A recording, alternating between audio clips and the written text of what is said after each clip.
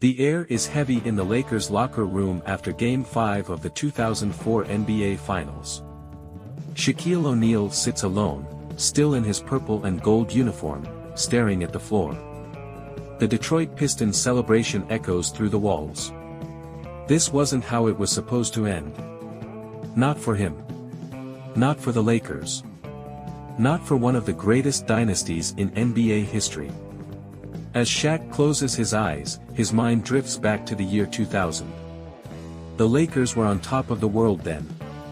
The dynamic duo of Shaq and Kobe Bryant had just won their first championship together, destroying the Indiana Pacers. Shaq was unstoppable that year, MVP of the regular season, MVP of the finals, and the most dominant force basketball had ever seen. The media called him the Diesel, the Big Aristotle, Superman, but in Los Angeles, he was simply their hero. Those first 3 years were magical. From 2000 to 2002, nobody could touch the Lakers. Sacramento tried. Portland tried. San Antonio tried. But when Shaq and Kobe were clicking, it was like watching a perfect storm. Kobe would slash through defenses like a hot knife through butter, while Shaq would demolish anyone who dared to stand in his way. 3 straight championships, something that hadn't been done since Michael Jordan's Bulls. Lakers owner Dr. Jerry Buss knew he had something special. He'd seen great players come and go, Kareem, Magic, Worthy, but having both Shaq and Kobe was like hitting the basketball lottery twice. Managing them wasn't easy, though. Both wanted to be the main guy, both wanted the spotlight, and both believed they were the best player in the NBA. PhilJackson, their coach, became more than just a basketball mind, he was a full-time mediator between 2 enormous personalities. The cracks started showing in 2003. Shaq and Kobe's relationship was like a ticking time bomb. One day they'd be laughing together at practice, the next they'd be taking shots at each other through the media. "He needs to be more of a team player," Shaq would say. "He needs to get in shape," Kobe would reply. The newspapers ate it up, but inside the Lakers organization, people were getting worried. The departure of Jerry West didn't help matters. West, the Lakers' former general manager and the man who brought Shaq to LA, had always been the voice of reason. He knew how to talk to both stars, how to calm the waters when things got rough. Without him, the tension started growing. Team meetings became more heated. Practice sessions felt more like boxing matches without the punches. PhilJackson tried his best to keep things together. He'd gathered the team for meditation sessions, used his famous Zen philosophy to bring peace to the locker room, but even the Zen master himself could see that something was changing. The Lakers weren't just a basketball team anymore, they were becoming a soap opera. By the end of 2003, what had once been basketball's perfect marriage was starting to look more like an expensive divorce waiting to happen. The dynasty that seemed unstoppable was showing signs of crumbling. 3 championships in 3 years had been amazing, but as the team headed into 2004, one question hung in the air: how much longer could this last? The Lakers' practices became a showcase of passive-aggressive behavior. Shaq would dominate the paint while giving Kobe the cold shoulder. Kobe would take over games without looking Shaq's way. Their teammates felt like children watching their parents fight, never sure which side to take or how to help fix things. The dynasty's peak had been incredible: 3 rings, countless highlights, and moments that would live forever in NBA history. But as 2003 turned into 2004, even the most optimistic Lakers fans could sense that something wasn't right. The team that had once seemed destined to rule basketball forever was starting to show signs of wear and tear. And in the NBA, just like in life, nothing lasts forever, not even the most dominant dynasties. The unraveling. The summer of 2003 brought storm clouds to Los Angeles. While the Lakers were still considered title favorites, behind the scenes, everything was falling apart. Kobe Bryant's legal troubles in Colorado cast a dark shadow over the team. He was flying back and forth between Colorado and Los Angeles, sometimes arriving just hours before game time. The media circus was unlike anything the NBA had ever seen. Meanwhile, Shaq was dealing with his own issues. His toe injury, which he famously put off surgery for by saying, "I got hurt on company time, so I'll heal on company time," didn't sit well with team management or Kobe. The comment might have been classic Shaq humor, but to many, it showed a lack of commitment. The Lakers front office was growing increasingly frustrated with their superstar center's approach to conditioning and the season. Behind closed doors, Lakers general manager Mitch Kupchak was facing the hardest decision of his career. Dr. Buss, the team owner, had made it clear, something had to change. The team couldn't afford both Shaq and Kobe anymore, not just in terms of money, but in terms of peace in the locker room. It was like trying to keep two alpha lions in the same cage. The breaking point came when PhilJackson's contract wasn't renewed. The only man who had managed to keep Shaq and Kobe working together was being shown the door. The message was clear, the Lakers were choosing sides, and they weren't choosing Shaq's.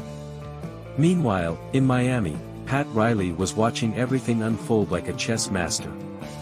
He saw an opportunity and started making quiet moves. Through back channels, he let Shaq know that the Heat would love to have him. They had a young, explosive guard named Dwayne Wade who could be the perfect partner for Shaq's next chapter. No drama, no power struggles, just basketball. The Lakers' front office was split.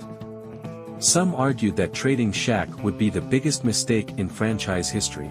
Others said keeping him would mean losing Kobe, who was younger and could be the future of the team. The debate raged on in boardrooms while reporters camped outside the Lakers' facility, trying to piece together what was happening. Shaq could feel the tide turning. His relationship with Dr. Buss, once so strong, had grown cold.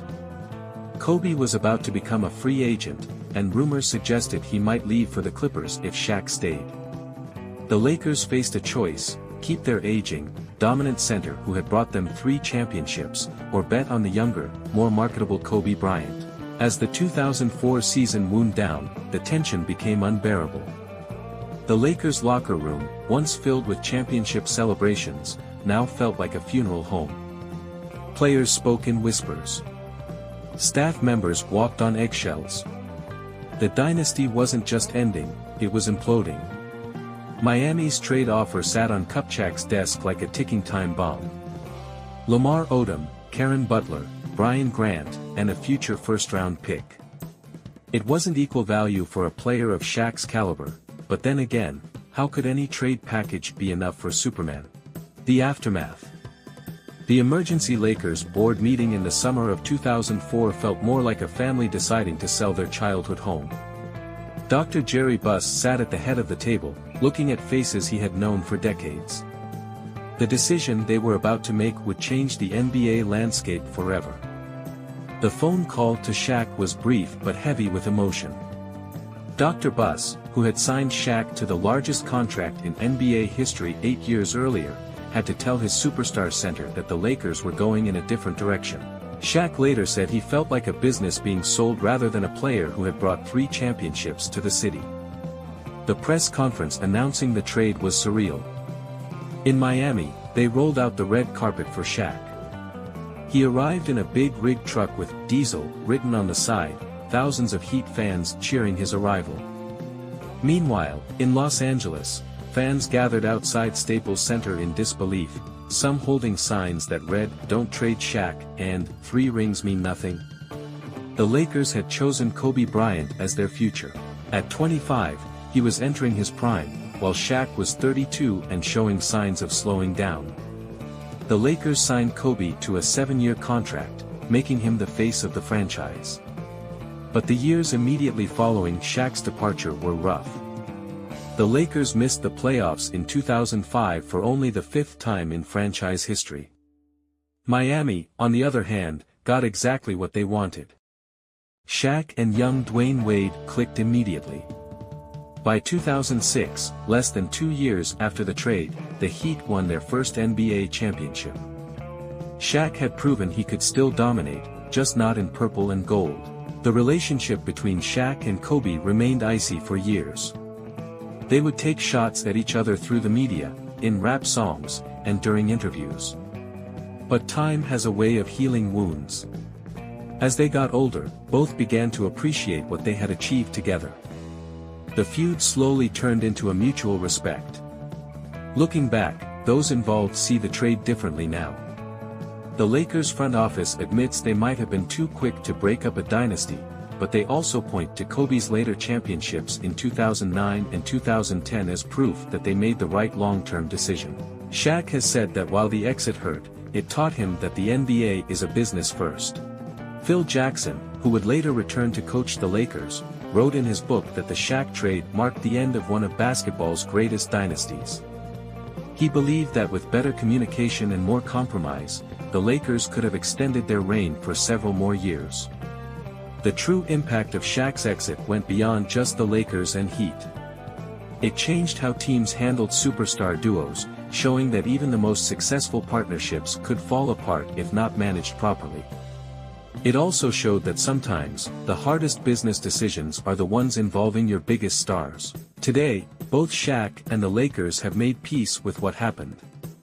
Shaq's number 34 jersey hangs in the Staples Center rafters, and he's been inducted into the Hall of Fame. The Lakers recovered and built new championship teams. But for fans who witnessed the Shaq and Kobe era, there's always the question of, what if? Shaq's Lakers exit remains one of the most significant trades in NBA history, not just for what it did to the teams involved, but for how it changed the league. It showed that no player, not even Superman himself, was bigger than the business of basketball. The dynasty ended, but the stories, the memories, and the lessons learned live on. In the end, like all great dramas, there were no real villains, just human beings making difficult decisions in complicated situations. The Lakers without Shaq were never quite the same, but maybe they weren't supposed to be. After all, some things in sports, like in life, are simply irreplaceable.